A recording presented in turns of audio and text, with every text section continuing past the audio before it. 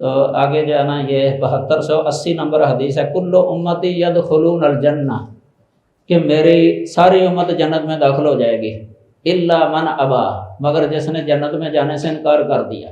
صحابہ حیران ہی ہو گئے کہ کون سا بدبخت ہے جو کہے کہ میں نے جنت میں نہیں جانا، انکار کرے۔ قیل ومن یابا یا رسول اللہ، قال من اطاعنی دخل الجنہ ومن عصانی فقد ابا، کہ جس نے میری اطاعت کی وہ جنت میں چلا جائے گا، اور جس نے میری نافرمانی کی گویا اس نے انکار کر دیا۔ یعنی اگر یہ زبان سے انکار نہیں کر رہا لیکن زبان حال سے وہ انکار کر رہا ہے کہ میں نہیں جنت میں جانا، میں نے جنت میں نہیں جانا، تو اطاعت جو ہے نا یہ پھر ضروری ہوگی نا، یعنی اطاعت رسول یہ جنت میں جانے کا سبب ہے، یہ اطاعت رسول، اطیع اللہ و اطیع الرسول، اللہ نے حکم دیا ہے اس کا۔ یہ امام صاحب نے حدیث جو ہے نا اس باب کے اندر یہ ذکر کی ہے۔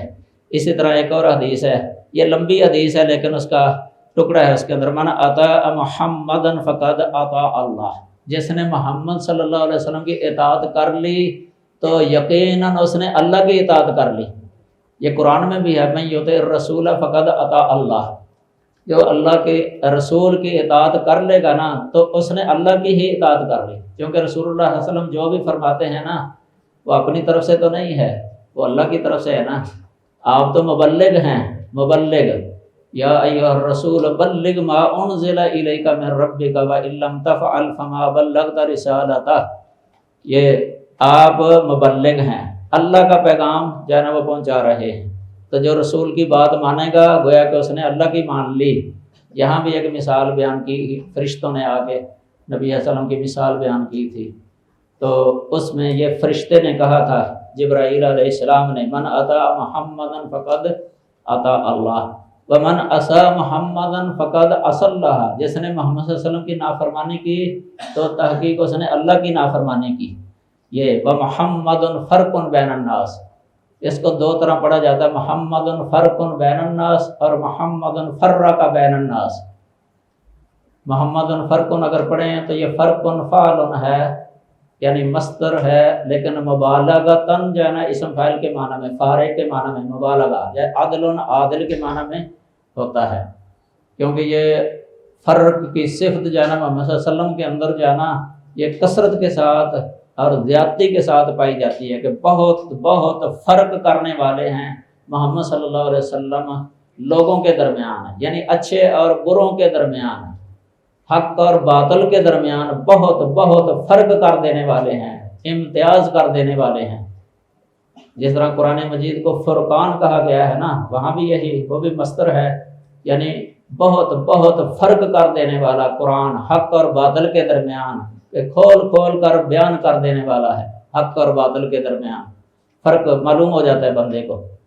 ایسی روشنی ہے محمد صلی اللہ علیہ وسلم، روشنی ہے قرآن، روشنی ہے، جس طرح ظلمات جو نا پتہ چل جائے حق اور باطل کا، روشنی اور اندھیرے کا آپ کے ذریعے، قرآن کے ذریعے۔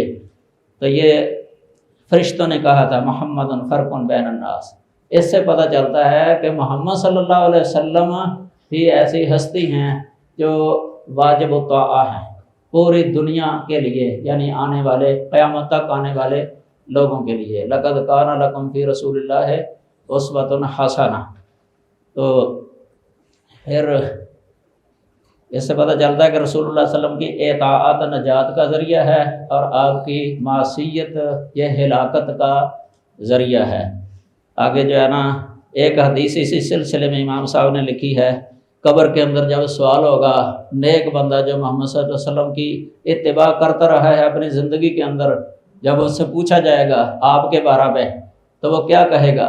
وہ صحیح جواب دے گا، وہاں کہے گا کہ ہوا محمد صلی اللہ علیہ وسلم جاءنا بالبینات، کہ وہ محمد صلی اللہ علیہ وسلم وہ ہمارے پاس کھلی کھلی دلیلیں لے کے آئے تھے، فاجبناہ، ہم نے آپ کی دعوت کو قبول کر لیا تھا، وآمنا بہ، اور آپ پر ایمان لے آئے تھے، فیقال، تو پھر کہا جائے گا، کیا کہا جائے گا اس کا؟ نم صالحہ، سو جا، آرام کی نیند سو جا، اچھی حالت میں سو جا، نعمتوں میں، یعنی یہ پرسکون زندگی ہے اس کی، برزخی زندگی، قبر والی زندگی، یہ جس نے محمد صلی اللہ علیہ وسلم کی اتباع کی ہے اور اطاعت کی ہے۔ اور اس کے خلاف دوسرا بھی ہے جو کہ ہا لا ادری، میں نہیں جانتا، میں نہیں جانتا، اس نے آپ کی اطاعت کی ہی نہیں، یہی جواب دے گا پھر وہ۔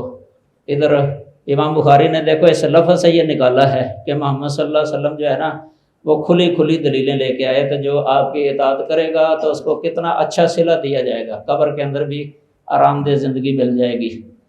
تو آگے تیسرا باب ہے، باب ما یکرہ من کثرت السؤال و تکلف ما لا یعنی ہے، یعنی یہ باب امام صاحب نے اس لیے قائم کیا ہے تاکہ یہ بتایا جائے کہ جو کثرت سوال ہے نا یہ اسلام کے اندر پسند نہیں ہے۔ کثرت سوال یعنی زیادہ ہی سوال کرتے جانا، جن کی ضرورت بھی نہیں ہے وہ بھی سوال کرتے جانا، بالکل کوئی واقعہ پیش ہی نہیں آیا پہلے ہی سوال کرنا، فرضی سوال، فرضی سوال۔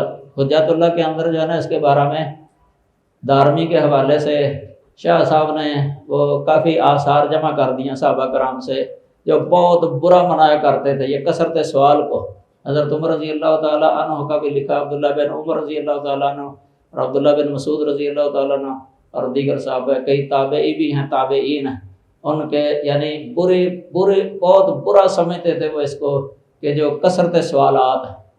آپ یاد رکھیں اہل رائے جو ہے نا، جو اہل حدیث، اصحاب الحدیث اور فقہاء محدثین کے مقابلہ میں اس وقت جو اہل رائے تھے ان کی کتب جو ہے نا ان میں کثرت سوالات کی بھرمار ہے، فرضی سوال اتنے ہیں نا، ان سوالات کی وجہ سے ان کی کتابیں بہت لمبی بن گئی ہیں، کئی جلدوں پر مشتمل ہیں، عجیب و غریب سوال ہیں جن کی ضرورت پیش آ ہی نہیں سکتی قیامت تک، اس طرح کے سوال، پھر ان کے فرضی جوابات ہیں۔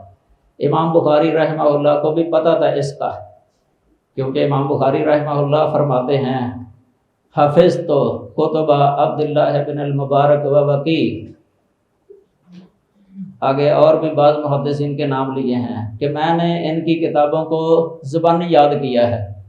امام بخاری سے پہلے جو کتابیں تھیں نا لکھی گئی، ان کے اساتذہ اور اساتذہ کے اساتذہ کے طبقے والوں نے وہ زبانی یاد کر لی تھی امام بخاری نے، اور ان کے بارے میں کہتے ہیں عرف تو کلام ہؤلاء، یعنی ان کے کلام کو میں نے پہچان لیا ہے، اہل رائے کے کلام کو میں نے پہچان لیا ہے۔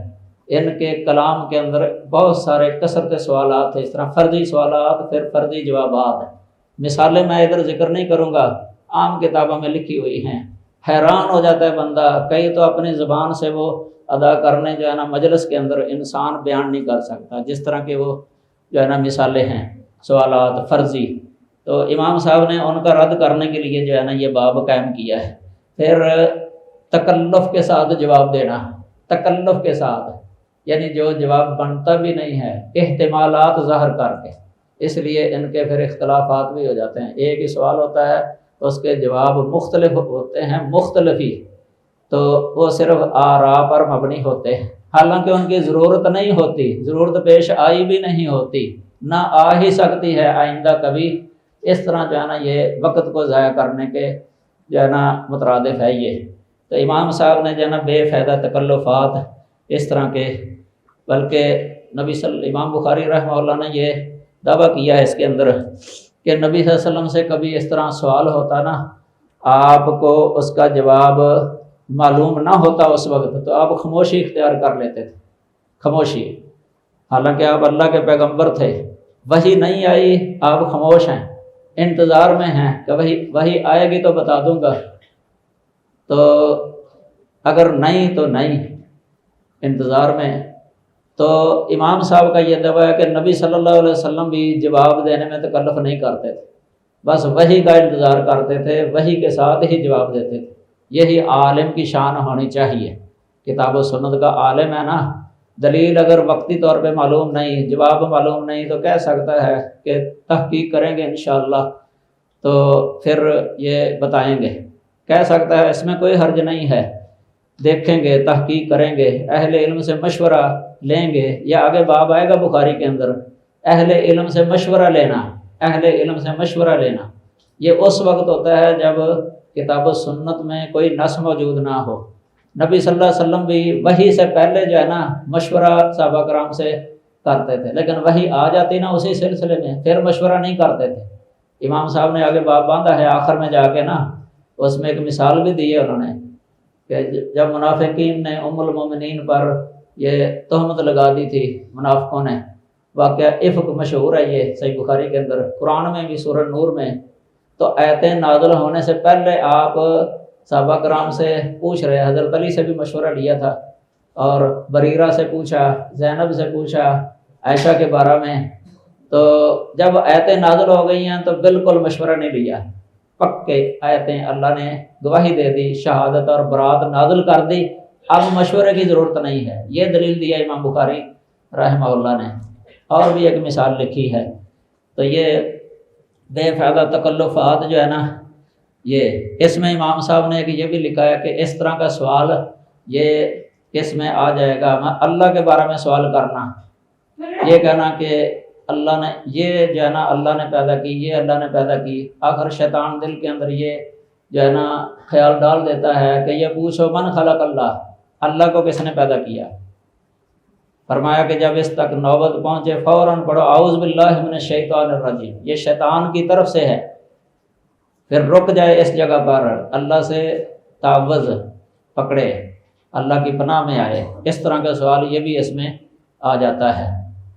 تو بہت سارے سوالات آج کل یہ سوشل میڈیا کے اندر یہ عموماً لوگ فرضی سوال ویسے ہی جو ہے نا یہ عام پھیلا رہے ہیں، جن کا کوئی فائدہ نہیں ہے شریعت کے اندر. تو صحابہ کرام کو تو اللہ تعالیٰ نے روک دیا تھا، لا تسألوا عن اشیاء ان تبد لکم تسؤکم. یہ بھی آیت لکھی امام صاحب نے کہ قرآن صحابہ کرام جو ہے نا وہ نبی صلی اللہ علیہ وسلم سے سوالات کرنے سے بعض ہی آگے روک ہی گئے تھے، بلکہ پسند کرتے تھے کہ کوئی باہر سے دیہاتی آئے نا سمجھدار عقل والا، وہ آپ صلی اللہ علیہ وسلم سے سوال کرے تو ہم سنیں، یہ پسند کرتے تھے. کئی آتے تھے دیہاتی، وہ سوال کرتے، صحابہ کرام پھر غور سے سنتے تھے آپ کیا جوابات دیتے ہیں، علم حاصل ہو جاتا تھا. تو یہ اسی طرح امام صاحب نے یہ پیش کی ہے حدیث 7297 نمبر حدیث ہے، 7297. اللہ تعالیٰ نے قرآن مجید میں فرمایا وَيَسْأَلُونَكَ عَنِ الرُّوحِ قُلِ الرُّوحُ مِنْ أَمْرِ رَبِّي وَمَا أُوتِيتُم مِّنَ الْعِلْمِ إِلَّا قَلِيلًا. یہ سورہ بنی اسرائیل میں ہے، یہ 85 نمبر آیت کریمہ. اس میں دیکھیں یہودیوں نے نبی صلی اللہ علیہ وسلم سے سوال کیا تھا روح کے بارے میں، تو اللہ تعالیٰ آپ خاموش ہو گئے، کوئی جواب نہیں دیا آپ نے. پھر عبداللہ بن مسعود پاس ہی تھے، وہ فرماتے ہیں کہ آپ پر وحی کی کیفیت طاری ہو گئی تھی، میں سمجھ گیا کہ آپ کی طرف وحی آ رہی ہے. جب وہ کیفیت ہٹا لی گئی نا تو آپ نے یہ آیت پڑھ کے سنا دی ان کو، یسألونک عن الروح قل الروح من امر ربی.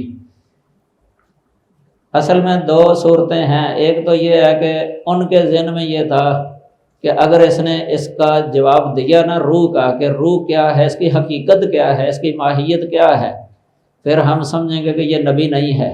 یہ نبی نہیں ہے کیونکہ پہلے کسی نبی نے روح کی حقیقت اور ماہیت ذکر نہیں کی. فلسفی لوگ روح کی حقیقت بتاتے تھے، فلاسفہ، اطباء بتاتے تھے، اطباء طبیب پرانے حکماء وہ بحث کرتے تھے کتابوں کے اندر. پھر ہم سمجھیں گے کہ یہ نبی نہیں ہے، یہ کوئی فلسفی ہے یا کوئی طبیب ہے. اس طرح یہ سن کے انہوں نے خوش ہو جانا تھا. اگر آپ کہہ دیتے نا کہ روح کی حقیقت میں نہیں جانتا، ماہیت میں نہیں جانتا، پھر یہ دلیل ہونی تھی کہ یہ نبی ہے. یہ اس کو وہ ناپسند کرتے تھے، اس لیے آپس میں مشورہ کر رہے تھے. کوئی کہتا تھا سوال نہ کرو کہ ایسا جواب نہ تمہارے سامنے آ جائے کہ بعد میں تمہیں شرمندہ ہونا پڑے. اور کچھ کہنے لگے کہ نہیں کرو سوال، پوچھو. انہوں نے پھر پوچھ ہی لیا. تو اب ایسا جواب آیا ہے کہ جو ان کے خلاف حجت قائم ہو گئی ہے. حجت کہ اللہ نے حقیقت بتائی نہیں. قل الروح من امر ربی وما اوتیتم من العلم الا قلیلا. یعنی تمہیں بہت تھوڑا علم دیا گیا ہے، بہت تھوڑا. یعنی روح کی حقیقت کا علم تمہیں نہیں دیا گیا. اب یہ جواب سن کے چاہیے تو ان کو تو یہ تھا کہ آپ کو نبی مان لیں، لیکن پھر بھی ہٹ درمی کی انہوں نے، نبی نہیں مانا. حجت قائم ہو چکی تھی. قوم یہودی ہٹ درم ہے سب سے زیادہ. वलाकिन अल यहूदा कौमन बहुतन, बुखारी के अंदर इनके बारे में है।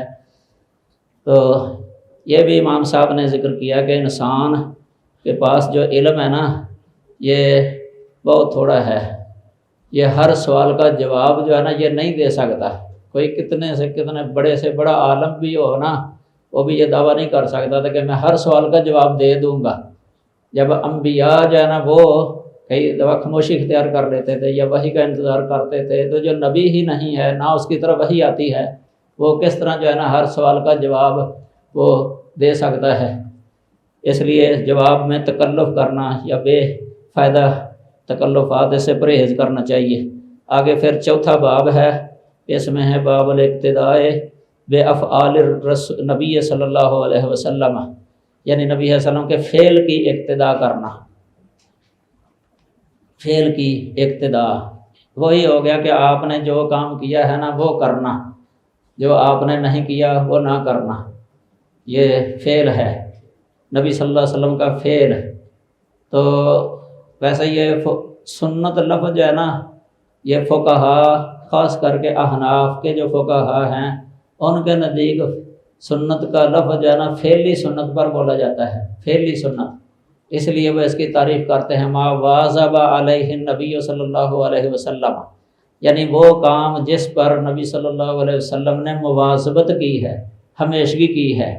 और बाज़ इनके ये कैद लगाते हैं उसके अंदर मातर के ही अहयानन, शरह बकाया के अंदर ये कैद लगी हुई है मातर के ही अहयानन, यानी कभी कभी आपने उसको छोड़ा है, आम किया है कभी कभी छोड़ा है, इसको कहते हैं सुन्नत।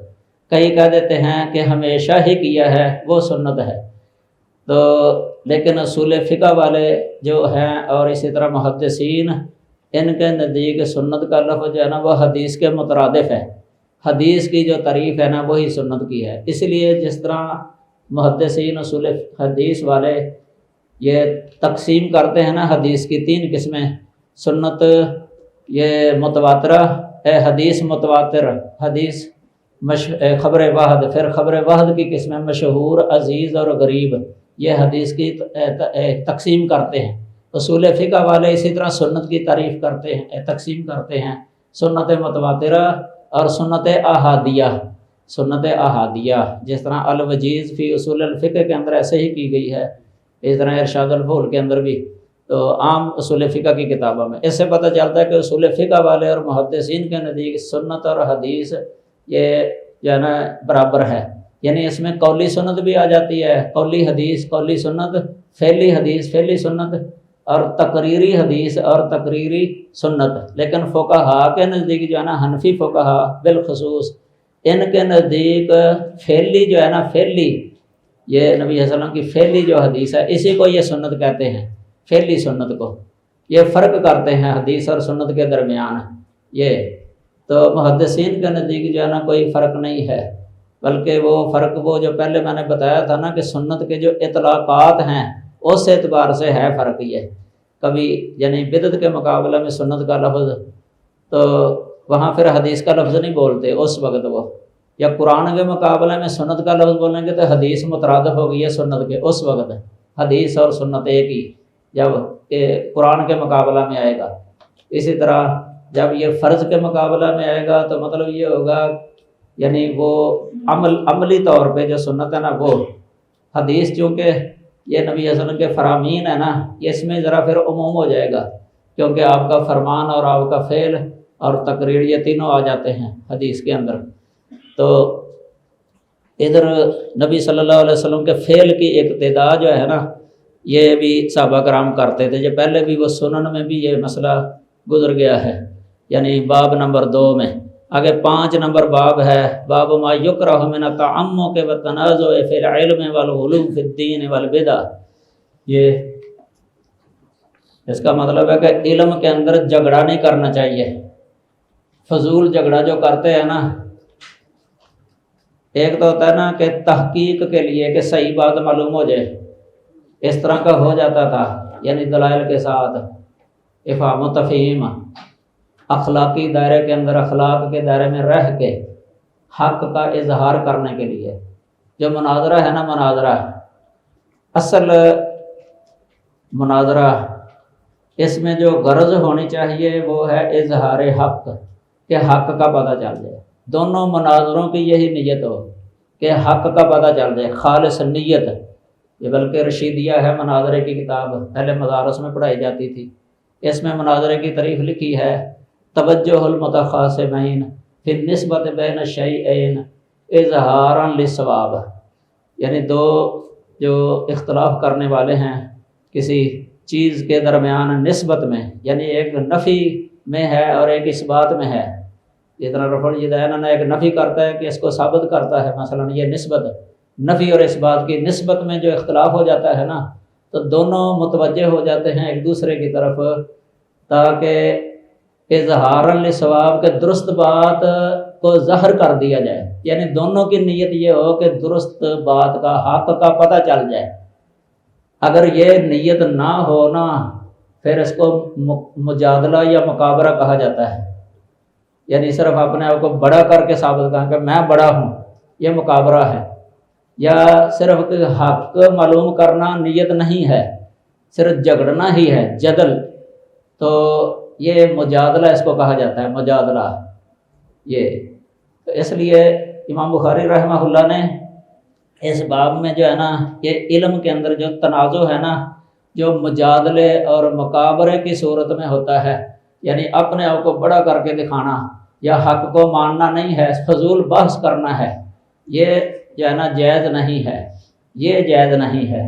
اس طرح تعمق یہ بھی جائز نہیں ہے، اور دین کے اندر غلو یہ بھی جائز نہیں ہے۔ اس میں آیت بھی لکھی ہے، لا تغلوا فی دینکم، اہل کتاب سے کہا اللہ تعالیٰ نے کہ اپنے دین کے اندر غلو نہ کرو۔ غلو کا مطلب ہوتا ہے ایک شے کی ایک حد ہوتی ہے، اس حد سے آگے تجاوز کرنا، یہ غلو ہے۔ اس طرح تصوف میں بہت ساری ایسی چیزیں ہیں جن کے اندر جو ہے نا یہ غلو پایا جاتا ہے، یعنی اصل کام جائز ہے لیکن اس کو اس کے حد سے آگے بڑھا دینا، یہ غلو، یہ ناجائز ہے۔ جس طرح کہ تعظیم کی ایک حد ہوتی ہے نا، کسی کا احترام، تعظیم، اس تعظیم سے آگے تجاوز کرنا، حد سے بڑھا دینا، یہ غلو ہے، یہ حرام ہے۔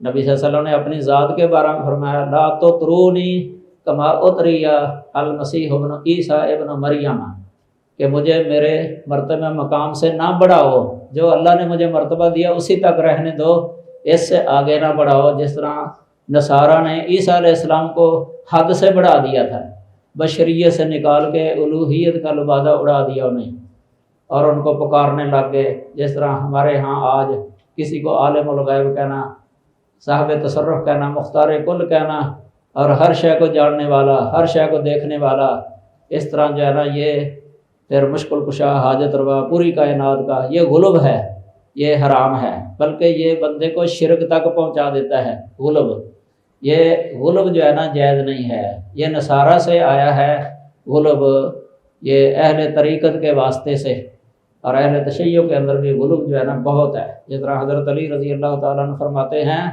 کہ آپ صلی اللہ علیہ وسلم نے فرمایا کہ تیری وجہ سے دو گروہ جو ہے نا وہ آگ میں داخل ہو جائیں گے، ایک وہ جو مبغضن بیکا، تیرے یعنی ساتھ بغض رکھنے والا، دوسرا ہے مفرطن فی حبک، تیری محبت کے اندر حد سے بڑھنے والا۔ بلکہ حضرت علی رضی اللہ تعالیٰ عنہ سے موقوفاً بھی یہ روایت ہے، یہ مرفوعاً اور موقوفاً، مشکات کے اندر بھی ہے، مسند احمد کے اندر، اور کتاب السنہ ابن ابی عاصم اس میں بھی ہے۔ یہ شیخ البانی صاحب نے بلکہ اس کی سند کو صحیح قرار دیا۔ پھر آپ دیکھیں یہ نہج البلاغہ کے اندر بھی لکھی ہوئی ہے، نہج البلاغہ کے اندر یہ لکھی ہوئی ہے، حضرت علی رضی اللہ تعالیٰ عنہ کا قول، وہاں انہوں نے یہ لکھا ہے، علم غیب کی اپنے سے نفی کی ہے، کسی نے سوال کیا تھا، انہوں نے اس کی نفی کی ہے علم غیب کی، اسی جگہ پر نہج البلاغہ میں۔ تو یہ غلو جو ہے نا یہ کسی بھی چیز کے اندر جائز نہیں ہے، چاہے عمل کے اندر ہو، چاہے عقیدے کے اندر ہو، اس کے خلاف یہ باب ہے امام صاحب نے قائم کیا۔ یہ اس کی ایک مثال انہوں نے دی ہے عملی غلو کی، یہ نبی صلی اللہ علیہ وسلم وصال کیا کرتے تھے روزے کے اندر، مسلسل روزہ اس طریقے سے رکھنا کہ آج رکھا ہے روزہ، سحری کھائی ہے، افطاری نہیں کی، اگلے دن سحری نہیں کھائی، اس کے بعد جو ہے نا اگلے دن افطاری کر لی، 48 گھنٹے کا روزہ، یہ یا اس سے بھی زیادہ آپ کر لیا کرتے تھے۔ صحابہ نے بھی اسی طرح روزہ رکھنا چاہا، آپ نہیں چاہتے تھے کہ یہ رکھیں، لیکن انہوں نے اصرار کیا۔ ایک دفعہ پھر آپ نے شروع کرا دیا، ادھر عید کا چاند نظر آ گیا، آپ نے فرمایا کہ اگر چاند نظر نہ آتا تو میں تمہیں اور وصال کرواتا تاکہ تمہیں پھر پتہ چل جاتا۔ کل منقل لہم، بخاری میں لفظ آتا ہے۔ تو یہ امام صاحب نے یہاں مثال دی ہے۔ اسی طرح یہ حرم کے اندر یہ جو احداث ہے، یہ بھی حدیث ذکر کی ہے۔ حرم جو ہے نا مدینہ کے اندر کوئی احداث، یہ زیادہ ہی گناہ ہے، زیادہ ہی گناہ ہے۔ من احدث فیہا حدثا او آوى محدثا فعلیہ لعنۃ اللہ والملائکۃ والناس اجمعین، یہ حدیث ذکر کی ہے۔ احداث کا مطلب اس جگہ پر یہ ہے کہ حرم کے اندر مدینہ میں مثلا یا مکہ میں حرم کی حد کے اندر حرمت والے شہر میں کوئی بندہ کوئی جرم کرتا ہے، جرم کی کئی قسمیں ہیں۔ قتل کرنا یہ بھی جرم ہے، بدکاری کرنا یہ جرم ہے مثلا، تو اس طرح کا، یا چوری ڈاکہ یہ جرم ہے۔ اس طرح کا کوئی جرم کر کے وہاں کرتا ہے نا، یہ اللہ کی بھی لعنت، فرشتوں کی بھی لعنت، سب لوگوں کی لعنت ہے، لعنتی بنتا ہے بندہ۔ اور دوسرا او آوا محدثانہ، یعنی ایسے مجرم کو کوئی بندہ اپنے گھر ٹھکانہ دے دیتا ہے۔ مثلا وہ بندہ مطلوب ہے، جرم کیا اس نے، وہ مطلوب ہے، اشتہاری ملزم ہے، مثلا حکومت کو مطلوب ہے کہ اسے ہم نے پکڑنا ہے، کوئی بندہ اس کو چھپاتا ہے، اپنے گھر جگہ دے دیتا ہے اس کو بچانے کے لیے، اس بندے پر بھی لعنت ہے، اللہ کی اور فرشتوں کی اور سب لوگوں کی۔ یہ حرم جو ہے نا، اس کے اندر کوئی بھی جرم، کوئی بھی گناہ، بلکہ بدعت ایجاد کرنا، تو یہ دوسری جگہ پر اسی گناہ کے کرنے کی بنسبت بہت زیادہ جرم ہے، بہت بڑا گناہ ہے۔ یہ حدیث بہت جگہ آئی ہے بخاری شریف کے اندر۔ اس طرح یہ عباس رضی اللہ عنہ اور علی رضی اللہ عنہ کا اختلاف ہو گیا تھا۔ ایک دفعہ یہ فیصلہ حضرت عمر رضی اللہ تعالیٰ عنہ کے پاس آیا تھا، ان کا کیس مقدمہ، انہوں نے ان کے درمیان فیصلہ کرنا تھا، لیکن ان کے اختلاف کو اچھا نہیں سمجھا گیا، کیونکہ امام صاحب نے باب باندھا ہے نا کہ تنازع جو ہے نا جائز نہیں، جو تنازع جائز نہیں ہے اس کا بیان۔ ان کا یہ تنازع اچھا نہیں تھا، جو حضرت عمر رضی اللہ تعالیٰ عنہ کے پاس یہ جھگڑا لے کے آئے تھے۔ یہ عباس رضی اللہ تعالیٰ عنہ چچا تھے اور علی ان کے بھتیجے تھے۔ عباس نے کوئی ایسے کلمات بھی بول دیے تھے علی رضی اللہ تعالیٰ عنہ کے بارے میں، اس وقت یہ بخاری کے اندر لکھے ہوئے ہیں۔ تو یہ اچھا نہیں سمجھا گیا تھا ان کا جھگڑا، یہ بھی دلیل دی ہے امام صاحب نے کہ جھگڑا اچھا نہیں تھا ان کا۔ آگے پھر باب ہے باب اسم من آوى محدثا، یہ تو سن چکے ہیں آپ۔ آگے 7 نمبر باب ہے باب ما یذکر من ذم الرأی وتکلف القیاس۔ دیکھو کتنا واضح باب ہے، رائے کی مذمت ہے، قیاس کے تکلف کی مذمت ہے۔ امام بخاری رحمہ اللہ یہ بتانا چاہتے ہیں کہ جب کتاب و سنت کے اندر یعنی اللہ نے دین کو مکمل کر دیا، نصوص سے مسئلے ہم استنباط کر سکتے ہیں، کتاب و سنت کی نصوص جو جامع کلمات ہیں، ان سے جب ہمیں حل مل جاتا ہے مسائل کا، پھر قیاس کے تکلف کی ضرورت نہیں ہے اور اپنی رائے دینے کی ضرورت نہیں ہے، اپنی رائے دینے کی ضرورت نہیں ہے۔ یہ رائے کی مذمت میں ہے یہ باب، قیاس کے تکلف میں۔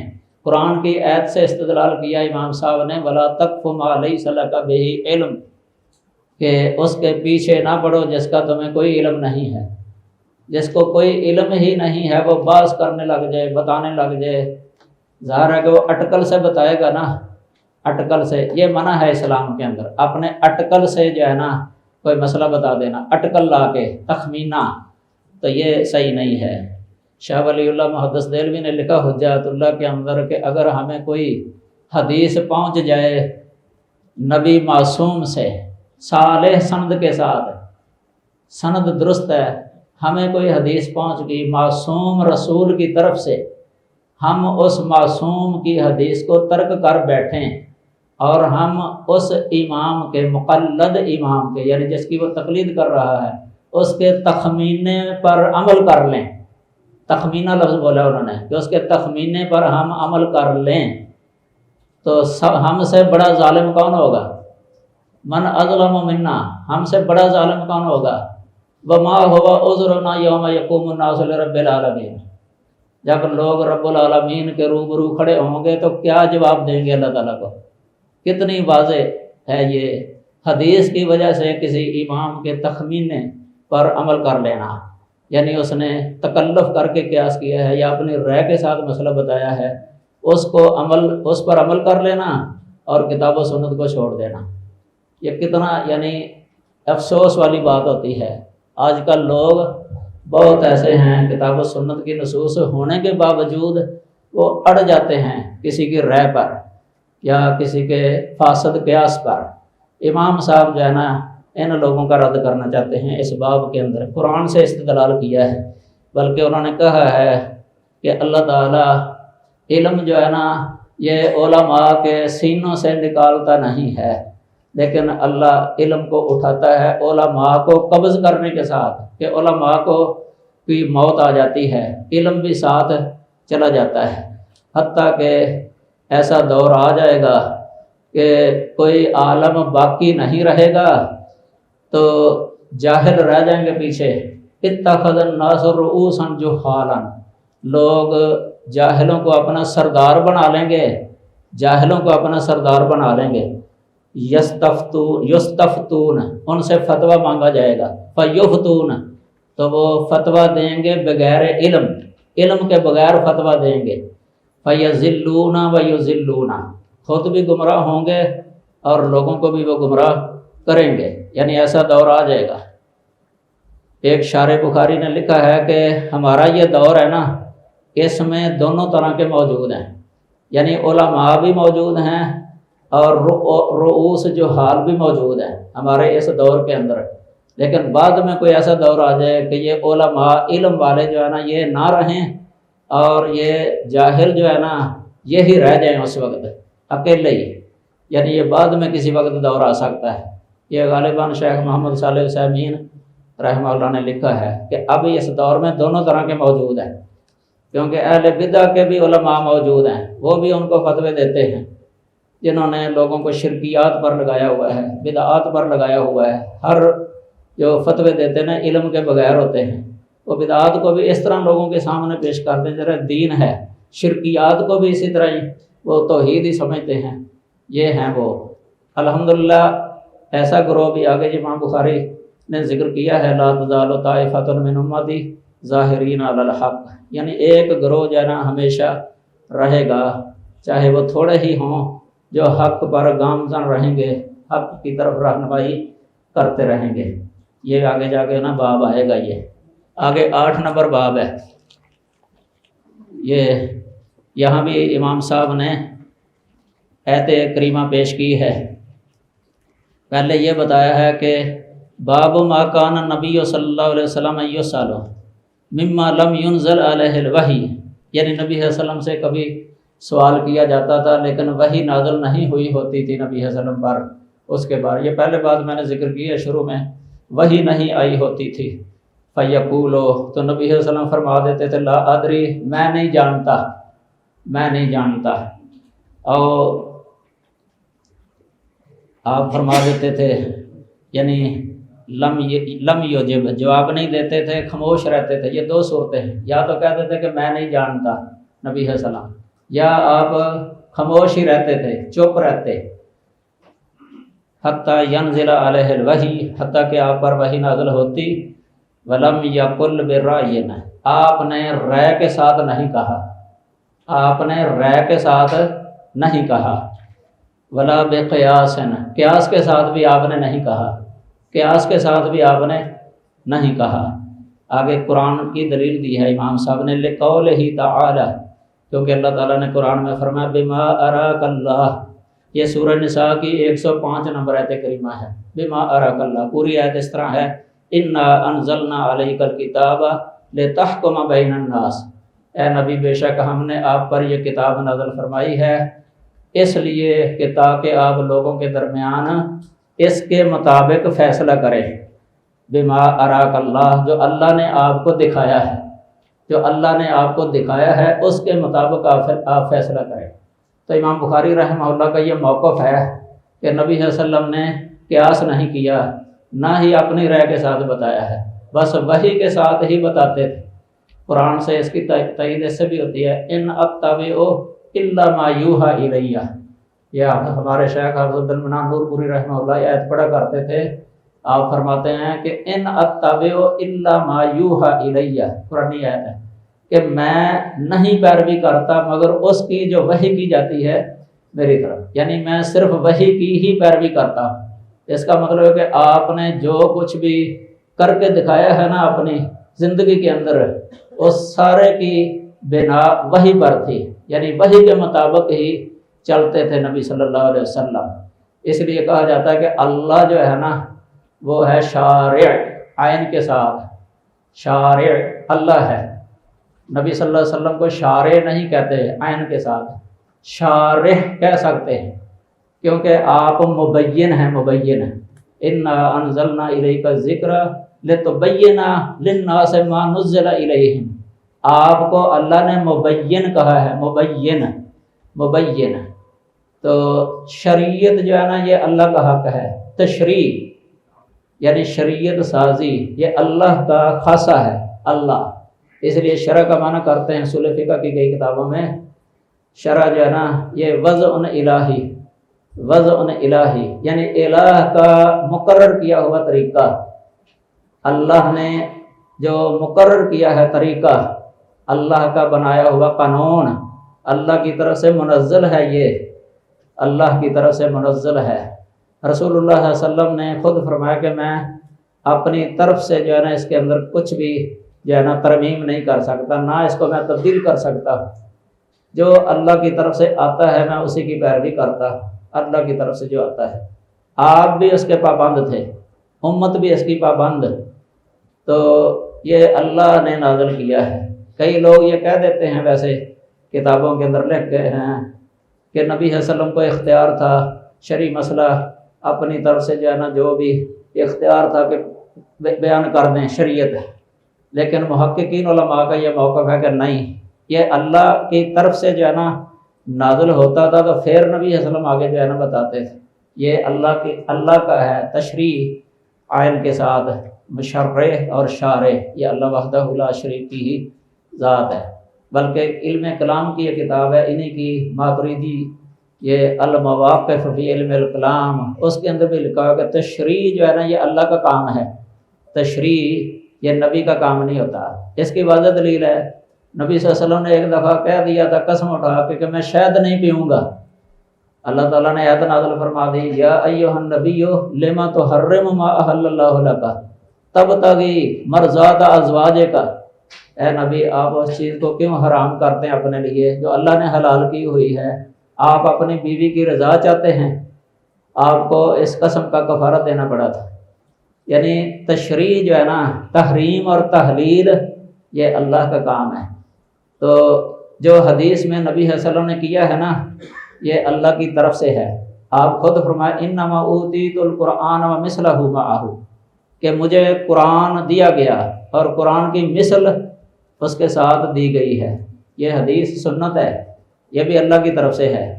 یہ بہت ساری دلیلیں موجود ہیں سنت کے وحی ہونے پر، یہ وسیع وقت میں بیان ہو سکتی ہیں۔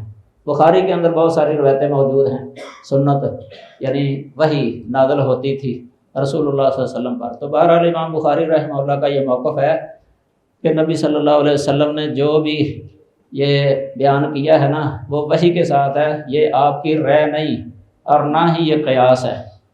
اور قرآن کی آیت پیش کی ہے، پھر آگے ایک 7309 نمبر حدیث، جابر بن عبداللہ رضی اللہ تعالی عنہ نبی صلی اللہ علیہ وسلم ان کی بیمار اس کرسی کے لیے آئے تھے عیادت کے لیے، تو انہوں نے اپنے مال کے بارے میں سوال کیا، تو کیف اقضی فی مالی، کہ میں اپنے مال میں کیسے فیصلہ کروں۔ اس وقت یہ میراث کی آیت نازل نہیں ہوئی تھی، آپ نے خاموشی اختیار کی ہے، کوئی جواب نہیں دیا جابر رضی اللہ تعالی عنہ کو۔ تو پھر جب نا میراث کی آیت نازل ہوئی ہے وہ پڑھ کے سنا دی، آیت پڑھ کے سنا دی، لیکن اپنی رائے سے کچھ بھی نہیں کہا۔ یہ دلیل دی ہے امام صاحب نے۔ اس طرح کی اور بھی بہت ساری مثالیں ہیں، بخاری کے اندر کئی حدیثیں آتی ہیں۔ تو کئی دفعہ آپ جو ہے نا لا ادری بھی کہہ دیتے تھے، جس طرح امام صاحب نے باب کے اندر ذکر کیا ہے۔ یعنی دو صورتیں ہیں، یا تو خاموش ہو جانا یا کہہ دینا لا ادری، وقتی طور پہ انتظار کرنا وحی کا۔ اس میں ایک دلیل بخاری کے اندر آتی ہے، مستدرک حاکم کے اندر حدیث ہے، آپ نے فرمایا لا ادری الحدود کفارۃ ام لا، کہ میں نہیں جانتا کہ حدود کفارہ ہیں یا نہیں۔ اس کا مطلب جس کو دنیا کے اندر حد لگ جاتی ہے نا، ہاتھ کاٹ دیا گیا چور کا مثلاً، یا زانی کو حد لگ گئی، کیا اس کے ساتھ اس کا گناہ معاف ہو جاتا ہے حد لگنے کے ساتھ یا نہیں؟ آپ نے فرمایا کہ میں نہیں جانتا کہ حد جو ہے نا یہ کفارہ ہے یا نہیں۔ یہ اس وقت آپ نہیں جانتے تھے۔ بعد میں ابو ہریرہ فرماتے ہیں، بعد میں جو ہے نا نبی صلی اللہ علیہ وسلم نے یہ فرما دیا تھا کہ الحدود و کفارہ، یہ بھی بخاری میں ہے کہ حدود کفارہ ہے۔ یہ بعد میں بتایا گیا ہے نبی صلی اللہ علیہ وسلم کو، اس وقت آپ نے فرما دیا کہ حدود کفارہ ہے۔ جب نہیں بتایا گیا تھا اللہ کی طرف سے، اس وقت آپ فرماتے کہ میں نہیں جانتا حدود کفارہ ہے یا نہیں۔ اس طرح اور بھی حدیثیں آتی ہیں۔ ایک دفعہ فرمایا کہ لا ادری اتبا نبی کان ام لا، کہ میں نہیں جانتا کہ تبا جو ہے نا یہ نبی تھا یا نہیں۔ یہ بھی آپ کی اس طرح اور بھی مثالیں اس کی بن جاتی ہیں۔ آگے جو ہے نا یہ 9 نمبر باب ہے، باب و تعلیم نبی صلی اللہ علیہ وسلم امتہ من الرجال والنساء۔ نبی صلی اللہ علیہ وسلم نے اپنی امت کو تعلیم دی ہے، مردوں کو بھی تعلیم دی ہے اور عورتوں کو بھی تعلیم دی۔ یہ تعلیم آپ نے اپنی طرف سے دی ہے یا اللہ نے جو آپ کو تعلیم دی ہے وہ تعلیم دی ہے؟ یہ امام صاحب فرماتے ہیں مما علمہ اللہ، یعنی اللہ نے جو آپ کو تعلیم دی تھی نا، وہی تعلیم آپ نے مردوں اور عورتوں کو دی ہے۔ فرماتے ہیں لیس برائین، یہ آپ کی رائے نہیں تھی، آپ کی رائے سے نہیں ہے، آپ کی رائے یعنی اللہ کی طرف سے نازل ہوئی ہے، پھر آپ نے آگے تعلیم دی ہے۔ لیس برائین ولا تمثیل، یہ تمثیل نہیں، یعنی قیاس بھی نہیں ہے اور رائے بھی نہیں ہے۔ یہاں قیاس پر تمثیل کا لفظ بولا ہے امام صاحب نے۔ یہ آگے دلیل دی ہے اس کی۔ ایک دفعہ عورتیں آئی نبی صلی اللہ علیہ وسلم کے پاس، ان عورتوں نے عرض کی اے اللہ کے رسول، آپ سے مرد جو ہے نا یہ علم حاصل کرتے رہتے ہیں، آپ مردوں کو تعلیم دیتے رہتے ہیں، یہ غالب آ گئے ہیں ہم پر یہ آپ سے تعلیم لینے میں، تو لہذا فجعل لنا من نفسک یوما، آپ ہمارے لیے بھی کوئی دن مقرر کر دیں تعلیم کے لیے، ناتی کافی ہے، اس دن میں ہم آپ کے پاس آیا کریں۔ تو علمنا مما علمک اللہ، دیکھو عورتیں کہہ رہی ہیں کہ آپ ہمیں تعلیم دیں اس سے جو اللہ نے آپ کو تعلیم دی ہے۔ تو فعلمہن مما علمہ اللہ، تو آپ نے ان کو تعلیم دی اس میں سے جو اللہ نے آپ کو تعلیم دی تھی۔ یہ دلیل دی ہے امام بخاری رحمہ اللہ نے اس کی۔ یہ آگے 10 نمبر باب ہے، اس میں یہ حدیث کے لفظ سے ہی باب قائم کیا ہے امام صاحب نے، وہی حدیث جو پہلے سنی آپ نے، لا تزال طائفۃ من امتی ظاہرین علی الحق۔ یہ باب ہے، لیکن حدیث کے لفظ یہ ہیں لا تزال طائفۃ من امتی ظاہرین حتی یاتیہم امر اللہ وہم ظاہرون۔ یہ اس کا مطلب یہ ہے کہ اس امت کے اندر ایک جماعت، ایک گروہ ہمیشہ رہے گا اسی طریقے پر، جو اسی کی تعلیم دیں گے جو نبی صلی اللہ علیہ وسلم نے تعلیم دی ہے اللہ کی طرف سے۔ یعنی وہ اس طرح کے جو دوسرے یہ کام کرتے ہیں نا، یعنی رائے کے ساتھ اور قیاس کے ساتھ مسئلے بتانے والے یا تعلیم دینے والے یا اپنی طرف سے تعلیم دینے والے، اپنے ہی نظریات کو پھیلانے والے یا کسی شخصیت کے نظریات کو ہی پھیلانے والے، وہ نہیں ہوں گے۔ وہ خالص اسی کی تعلیم دیں گے جو تعلیم اللہ نے اپنے رسول کو دی، اور رسول اللہ صلی اللہ علیہ وسلم نے آگے عورتوں اور مردوں کو تعلیم دی ہے۔ یہ تعلیم جاری رہے گی قیامت تک، اور اس میں انقطاع نہیں آئے گا۔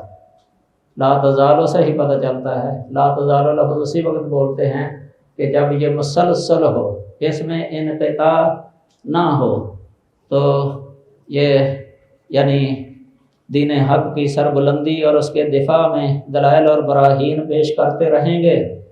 اور اس کے بارے میں سینکڑوں حوالے موجود ہیں کتابوں کے اندر، ائمہ کے، متقدمین کے اور متاخرین کے، کہ جن اہل علم نے یہ کتابیں لکھی ہیں، حدیث کی خدمت کی ہے، یہ تدوین کی ہے، کتاب و سنت خالص یہ امت کے سامنے پیش کیا کتابوں کے اندر، اور اسی کی دعوت دیتے رہے ہیں، اسی کے مطابق خود بھی عمل کرتے رہے ہیں۔ عمل بالحدیث یہ محدثین کی جو جماعت ہے، فقہاء محدثین کی۔ امام احمد بن حنبل رحمہ اللہ فرماتے ہیں ان لم یکونوا اہل الحدیث فلا ادری من ہم، اور علی بن مدینی رحمہ اللہ فرماتے ہیں ہم اصحاب الحدیث۔ امام بخاری بھی اسی جماعت کو مراد لیتے ہیں سے اہل علم، یعنی کتاب و سنت کا علم ہے جن کے پاس، اسی کو انہوں نے پھیلایا ہے، اسی کی تعلیم دی ہے، اسی میں مشغول رہے، زندگیاں صرف کر دی انہوں نے، یہ لوگ مراد ہیں اس سے۔ تو کتاب و سنت پر عمل کرنے والے۔ آگے 11 نمبر باب ہے، میرا خیال ادھر مغرب کی نماز پڑھ لیں ہم، اس کے بعد اذان کا ہو گیا ہے ٹائم، 15 منٹ، اچھا چلو جاری رکھتے ہیں انشاءاللہ نماز کے وقت تک۔ یہ 11 نمبر باب ہے، 28 باب ہیں کل، پہلے بتایا ہے ہم نے، یہ 11 نمبر باب، یہ اس میں امام صاحب نے قرآن مجید کی آیت کے ساتھ باب قائم کیا ہے۔ باب فی قول اللہ تعالی او یلبسکم شیعا ویذیق بعضکم بعض بعض، سورۃ الانعام کی 65 نمبر آیت کریمہ ہے یہ۔ اس میں امت کا اتفاق جو ہے نا، ایک امت کا اختلاف جو ہے نا یہ مضر ہے، اور اختلاف شر ہے، اور اتفاق جو ہے نا یہ مفید ہے اور خیر ہے۔ یہ اتفاق کی دعوت دی ہے اللہ تعالیٰ نے قرآن پاک کے اندر، کافی آیات موجود ہیں اس بارے میں۔ یہ وَاعْتَصِمُوا بِحَبْلِ اللَّهِ جَمِيعًا وَلَا تَفَرَّقُوا، یہ کتاب الاعتصام بالکتاب سنہ کا مقصد بھی یہ ہے کہ امت کے اندر اختلاف کو یعنی ہوا نہ دی جائے، اس کو ختم کیا جائے، اور یہ کتاب و سنت پر ہی ممکن ہے اتفاق۔ کتاب و سنت کے علاوہ جو ہے نا، جو لوگ دعوے کرتے رہتے ہیں اتحاد یا وحدت وحدت امت یا اتحاد بین المسلمین، یہ آج کل نعرہ بھی بڑا چلتا ہے، یہ اصل بنیاد جب صحیح نہ ہو تو یہ ناممکن ہے۔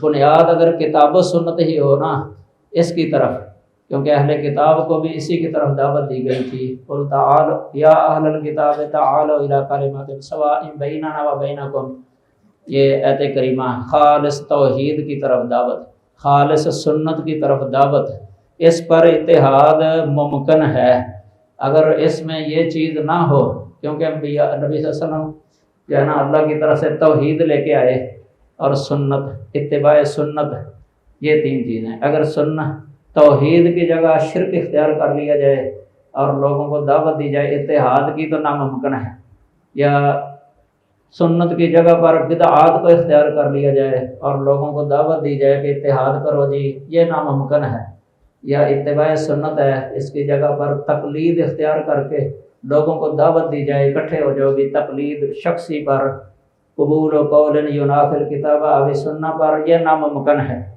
صرف ایک ہی صورت ہے اتحاد کی، جو کتاب و سنت، خالص توحید، خالص سنت، اتباع سنت، اس پر جو ہے نا اتحاد کی دعوت دی جا سکتی ہے اور ممکن بھی ہے۔ لیکن اہل بدع وہ ان کے لیے جو ہے نا یہ ناگوار ہے، اہل شرک کے لیے ناگوار ہے، اہل بدع کے لیے ناگوار ہے، وہ اس پر کبھی اتحاد نہیں کر سکیں گے۔ اس لیے اللہ تعالیٰ نے فرمایا کہ لا یزالون مختلفین، یہ لوگ ہمیشہ اختلاف کرنے والے رہیں گے، الا ما رحم ربی، ربوں کا، جس پر تیرے رب نے رحمت کر دی، جس نے تیرے رب نے رحمت کر دی۔ مطلب یہ ہے کہ وہ اختلاف سے بچ جائے گا، وہ حصہ نہیں لے گا۔ اس لیے یہ اللہ تعالیٰ نے اس اختلاف کو، جو انتشار اور اختلاف ہے نا، تشتت تفرق امت کے اندر، یہ مذہبی اختلاف، سیاسی اختلاف، اس کو عذاب کی ایک قسم قرار دیا ہے اللہ تعالیٰ نے۔ یہ پہلے 2 قسموں کا ذکر ہے، اوپر سے عذاب آ جائے اللہ تعالیٰ کا یا نیچے سے عذاب آ جائے اللہ تعالیٰ کا، یہ 2 قسمیں ہیں۔ اور تیسری قسم یہ ہے کہ یہ جو ہے نا فرقے بن جائیں، ایک دوسرے کے ساتھ بغض، عداوت اور جو ہے نا قتل و غارت یہ ہو جائے۔ اور اس امت کے اندر یہ سب سے بڑا المیہ رہا ہے، یہ مسلمانوں کا باہمی جو اختلاف ہے نا، یہ بہت بڑا ہوا تھا بعض ادوار کے اندر۔ البدایہ والنہایہ یہ پڑھ کے دیکھیں آپ، تاریخ ماضی کی کتنا قتل و غارت ہے مذہبی اور سیاسی، جو ہے نا مسلمان جو دعویٰ کرنے والا ہے اسلام کا، ایک دوسرے کی جان کے دشمن۔ یہ مذہبی اختلاف اتنا رہا ہے، یہ خاص کر کے شافعیوں اور حنفیوں کے درمیان، ایک دوسرے کے خلاف کفر کے فتوے، اور ایک دوسرے کے پیچھے نماز نہیں، اور شادی جائز نہیں ہے، بلکہ ایک فقہ والوں کا رہا ہے کہ اگر لڑکی جو ہے نا ان کو دینی یہ جائز نہیں ہے، ان کی لڑکی لینا جائز ہے۔ ان کا حکم نصارہ والا ہے، اہل کتاب والا، یہاں تک فتوے۔ اس سے بڑھ کر یہ فتوے کہ رمضان کا روزہ فرضی مناظر جو ہے نا وہ چھوڑ سکتا ہے، حنفی مناظر فرضی روزہ چھوڑ دے، کیونکہ اس نے مناظرہ کرنا ہے، اور اگر روزہ رکھے گا تو کمزور ہو جائے گا، تو مناظرے کے اندر جو ہے نا ہار جائے گا۔ اس طرح کے فتوے کتابوں کے اندر موجود ہیں، اس سے بھی بڑھ کر فتوے موجود ہیں۔ یہ اتنا اختلاف، اتنا یعنی المیہ والا جو ہے نا تکلیف دہ اختلافات مذہبی یہ رہا ہے، لیکن اس کو پسند نہیں کیا، نہ اللہ کو پسند ہے، نہ رسول اللہ صلی اللہ علیہ وسلم کو پسند تھا، نہ اسلام کے اندر اس کی کوئی گنجائش تھی۔ تو بلکہ عبداللہ بن مسعود رضی اللہ تعالیٰ عنہ کا قول ہے، والاختلاف شر، کہ اختلاف جو ہے نا یہ شر ہی شر ہے، اختلاف شر ہے۔ اور کسی شاعر نے شعر پڑھا بہترین، کل خیر فی اتباع من سلف وکل شر فی اختلاف فی ابتداء من خلف، یعنی ہر خیر جو ہے نا یہ سلف کے طریقے کی پیروی میں ہے۔ سلف سے مراد ہے صحابہ کرام، مجموعی لحاظ سے تابعین، تبع تابعین، ائمہ محدثین، ان کا طریقہ اختیار کر لو تو ہر طرح کی خیر حاصل ہو جائے گی۔ وَكُلُّ شَرٍّ فِي ابْتِدَاءِ مَنْ خَلَفَ، اور ہر شر نقصان جو ہے نا یہ ان لوگوں کے نئے نکالے ہوئے طریقوں کی پیروی میں ہے جو بعد کے ہیں، بعد کے خلفی، خلف، سلف اور خلف یہ 2 لفظ ہیں۔ سلف یہ اچھے لوگ مراد ہیں جنہوں نے کتاب و سنت کو مضبوطی سے تھامے رکھا، ہر قسم میں مسائل کی ہر انواع میں۔ اور دوسرے جو ہے نا یہ خلف وہ ہیں جو سلف کے طریقوں کو چھوڑ کے جو ہے نا مختلف طریقے نئے بنائے ہوئے، ایجاد کیے ہوئے ان کے پیچھے جو لگ گئے تھے۔ تو یہ جھگڑا جو ہے نا یہ پسند نہیں ہے، رسول اللہ صلی اللہ علیہ وسلم نے بھی اختلاف کو جو ہے نا پسند نہیں کیا۔ تو اصل یہی ہے کہ امت کا اتفاق اسی صورت میں ہو سکتا ہے کہ وہ کتاب و سنت پر عمل کر لیں، لیکن جب اس کو چھوڑ دیں گے نا، کتاب و سنت پر عمل کرنے کو چھوڑ کر رائے اور قیاس سے مسائل حل کرنے کی کوشش کریں گے تو ان میں فرقہ بندی لازمی ہوگی، اور فرقہ بندی آئے گی تو عذاب مسلط ہوگا، وہ آپس میں لڑیں گے، جھگڑیں گے۔ کئی لوگ جو ہے نا افسوس کی بات ہے کہتے تھے کہ امت کا اختلاف جو ہے نا یہ رحمت ہے۔ پڑھتے ہیں ایک حدیث، اختلاف امتی رحمہ، کہ میری امت کا اختلاف یہ رحمت ہے۔ یہ حدیث ثابت نہیں ہے۔ شیخ ناصر الدین البانی رحمہ اللہ نے سلسلہ ضعیفہ کے اندر لکھی ہے، پہلی جلد میں، یہ غالباً 57 نمبر حدیث ہے، ظن غالب ہے میرا۔